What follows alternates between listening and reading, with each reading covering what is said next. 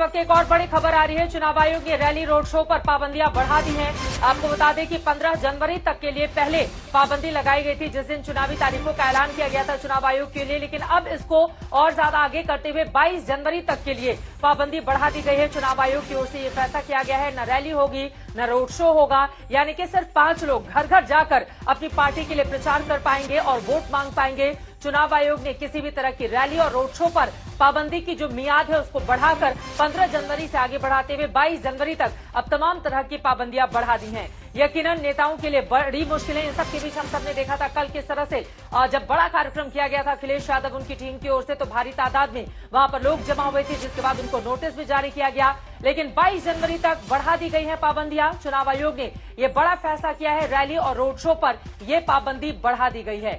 यकीनन कोरोना की जिस तरह की स्थिति इस वक्त न सिर्फ प्रदेश में बल्कि पूरे देश में बनी हुई है, उसके मद्देनजर ये बड़ा फैसला चुनाव आयोग का।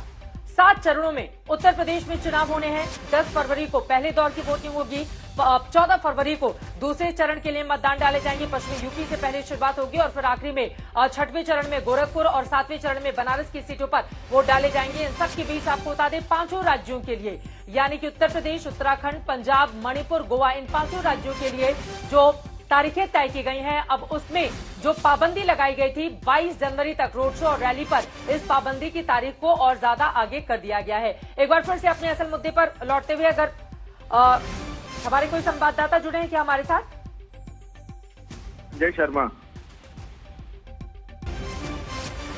संजय शर्मा इस वक्त हमारे साथ जुड़े हुए हैं। संजय, रैली और रोड शो पर चुनाव आयोग का ये बड़ा फैसला है और पहले से उम्मीद की जा रही थी कि चूंकि 15 जनवरी तक की जो मियाद थी और मौजूदा जो कोरोना की स्थिति है उसके मद्देनजर ये फैसला लिया जा सकता है, और वही हुआ।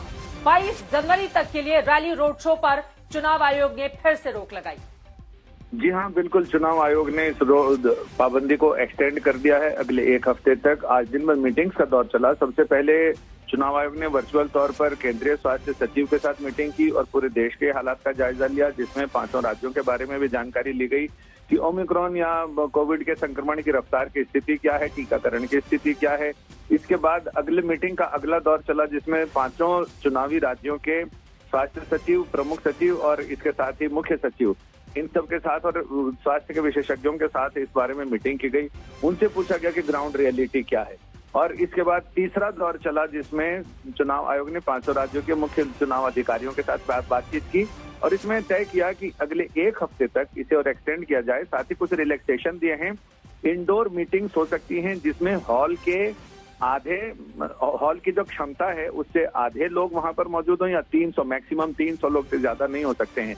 हॉल बड़ा भी होगा तो 300 से ज्यादा नहीं हो सकते हैं, उसको अलाउ किया है। साथ ही ये कहा है कि ऑब्जर्वर्स दिखें फील्ड में, ताकि जनता को, नेताओं को, पार्टियों को, कार्यकर्ताओं को ये एहसास रहे कि कोई उन पर निगाहदारी रख रहा है। इसके साथ ही राज्य के चुनाव अधिकारी और जिला चुनाव अधिकारियों से कहा गया है कि मुस्तैदी से वो हर चीज पर निगाह रखें ताकि कोई भी प्रोटोकॉल का उल्लंघन ना करे। राजनीतिक पार्टियों से कहा गया है कि वो संयम बरतें और अपने उम्मीदवारों से, अपने नेताओं से कहें कि वो कोविड प्रोटोकॉल का बहुत सख्ती से पालन करें और नहीं करने पर उनको बहुत सख्त कार्रवाई झेलनी पड़ेगी। ये चुनाव आयोग ने हिदायतें दी हैं, हिदायतनामा जारी किया है। बहुत शुक्रिया संजय इस पूरी जानकारी के लिए आपका। आपको बता दें पार्टियों के इंडोर कार्यक्रम के लिए 300 लोगों की मंजूरी चुनाव आयोग ने पाबंदियां 22 जनवरी तक बढ़ा दी हैं। रैली रोड शो पर पाबंदी बढ़ा दी गई है।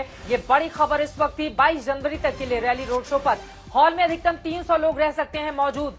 इंडोर कार्यक्रम के लिए ये मंजूरी जरूर दी गई है, लेकिन सभी को कोरोना प्रोटोकॉल का पूरी तरह से पालन करना होगा, यानी कि पूरी तरह से मास्क लगाकर ही बैठना होगा। ये बड़ी जानकारी अब निकलकर सामने आई है। हॉल में अधिकतम 300 लोग बैठ सकते हैं, यानी कि 300 लोगों के साथ जो राजनीतिक पार्टियां हैं वो कार्यक्रम कर सकती हैं, लेकिन रैली और रोड शो अब नहीं किया जाएगा।